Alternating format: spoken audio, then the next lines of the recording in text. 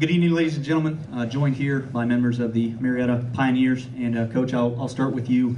I know it's always a very bittersweet moment here at the end of the year, but given all that your team's accomplished this season, to be on this platform, just talk about how proud of the effort that these guys have put in and day out to grind.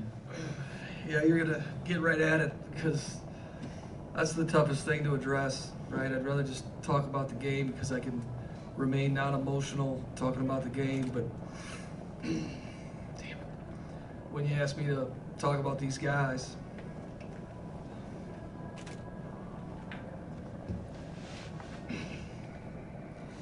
that's where it gets tough. Don't touch me. I gotta say something tough, right, so I get through this.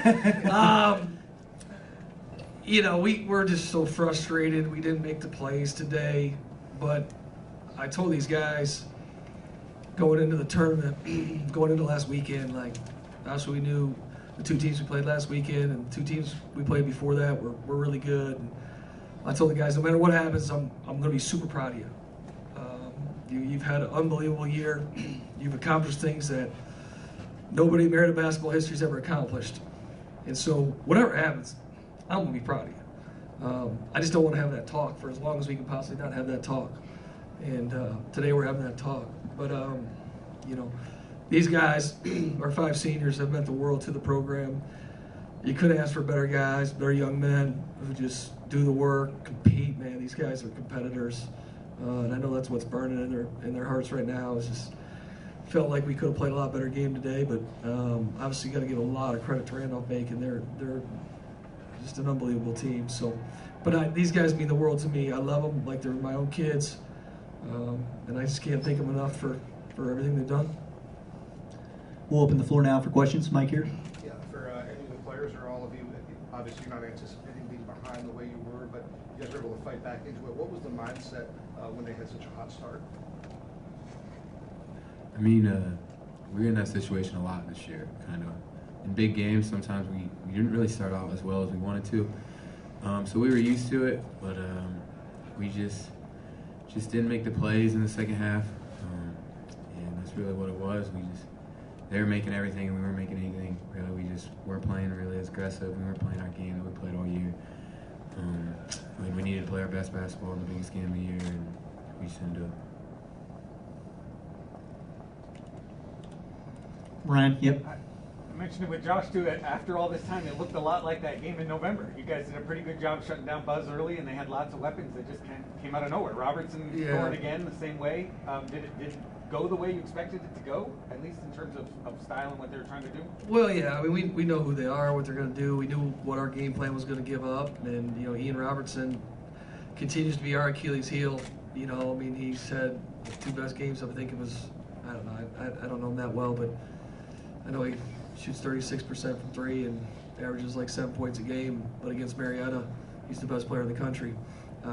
So give him credit, man. He made all the plays. You know, it's pick your poison with Randolph-Macon. They're just so talented, and Buzz is amazing.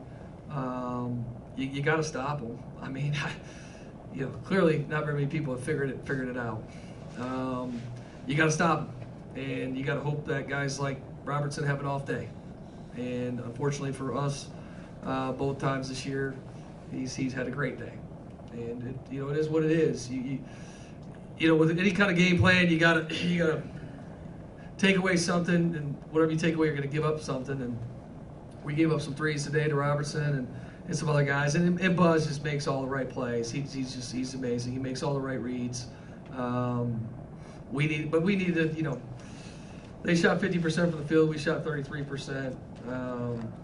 We needed to have more composure offensively and just play better, you know. But give them all the credit. That's the best team in the country. I don't know what'll happen tomorrow, but they're the best team in the country. Tom? That 17-0 run that they had in the first half. I mean, you guys were able to come back from it, but that's just such a hole that you kind of dug for yourselves. And was it just something that was happening during that, and you just couldn't stop it? Yeah, I don't know what to put. Yeah, without seeing the film yet, I don't know what to put my finger on it. But you know, they're just really good, and they can do that to you. And I was actually, we were down 10 at half, scored the first 5 points in the second half. I thought it was going to be Christopher Newport all over again, or at least that's what I was hoping for, right? Ran a couple sets right out of half, scored on both of them, cut it to 5, and then they just went on another run and bounced it out. We could never go on a run ourselves. Ryan. Luke, or any of you guys, you only had 5 3-point attempts in the first half, but you came out clearly ready to get those. What were the adjustments to make sure you guys were getting at least some looks in the second half? Just make plays that we're used to. They did a really good job the first half, keeping us from shooting the 3. I think they knew that me, Mason, and Jason were obviously good 3-point shooters, and that's something they want to take away from us. But we really didn't make too many adjustments at halftime. We just kind of trying to find a way to get open and move the ball around a little bit more. And we was fortunate enough to get a few threes in the second half, but they just have so much power that every time we went on a run, they was able to fire right back at us. They're definitely a championship team, so all the credit to them. To the players, I know it's tough in this moment, but can you guys maybe just summarize careers playing in that jersey, playing for the community and the experience you guys have had in the last several years? It's amazing. Our community is amazing. We sell out home games all the time. These 5 seniors, we've put in so much work, so much effort these past 4 years and 5 years. I don't know. I just want to thank our community and everything like that. Selling out games, that's uncommon in D3, and especially tonight. They showed out. We just couldn't get it done. The crowd tonight really said it all. We had an unbelievable crowd. The whole community was behind us.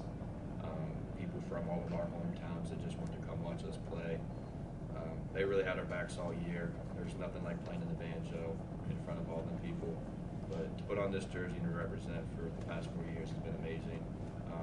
I just really want to say to everyone that kind of disses D3 a little bit, if you find the right place, it can be really special. And Marietta was a very special place, and whoever gave my heart. Hey, and we made history this year too. 29-3, that's a hell of a season. Thanks. For coach or for any of the players, what do you say to the next class and the class after? Because what you've done at Marietta is just phenomenal. What message would you want to pass forward to them? Just put in the work.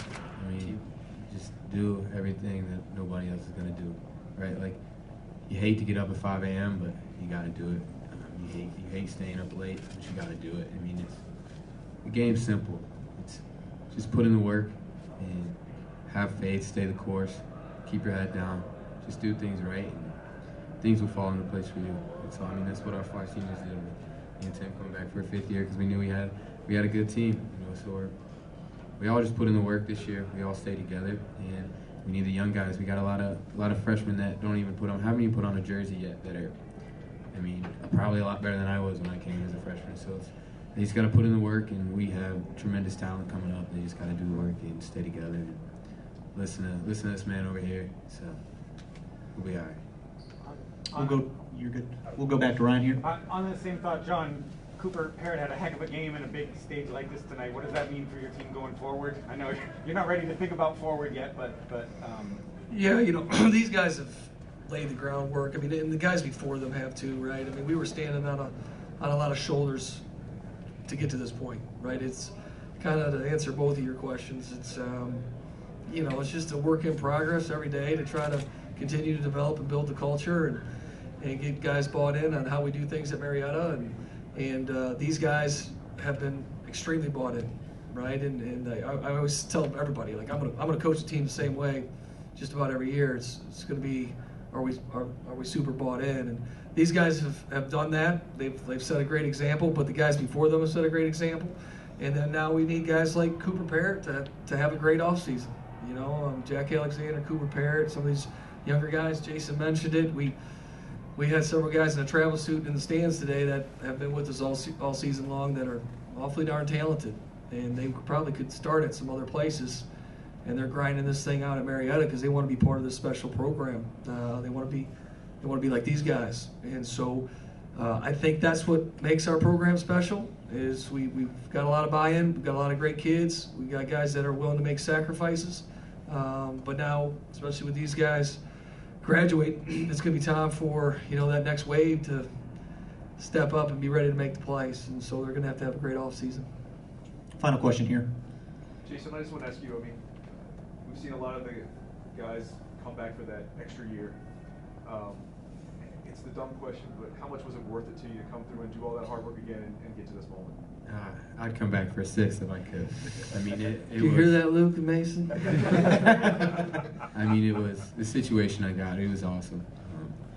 Last year it kind of sucked for everybody, the COVID situation. But having the opportunity NCAA gave for me to come back, guys like me to come back and do my 5th year. I mean, it was. You can't even put in words how much this year meant to me. So there was a time when I really wasn't going to come back, but then I decided to, and it's incredible. I'd do it again if I had to, if I could. It meant a lot to all of us that you came back. Appreciate you. And I just, and obviously Randolph-Macon kicked their butt today, and they deserve all the credit. But I want to give these guys some credit. Mason Lydic's been playing with a broken foot since middle of January. Lukas obviously probably doesn't have a ligament left in either one of his ankles. And Jason kind of blew out his calf in our last, in the Christopher Newport game. So these guys are warriors. I mean, they've been. I think I'd have a better chance of getting those 2 guys back down there if their bodies weren't just a complete wreck right now. So I'm just so proud of them. For us to get as far as we did, dealing with the issues that we were dealing with that nobody really knew about, I just want to give these guys some credit for that. I mean, they battled through a lot, and that's not why we lost the game today by any stretch of the imagination.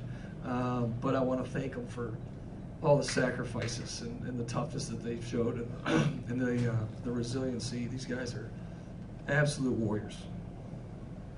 Thank you, gentlemen. Thanks, guys. Appreciate it.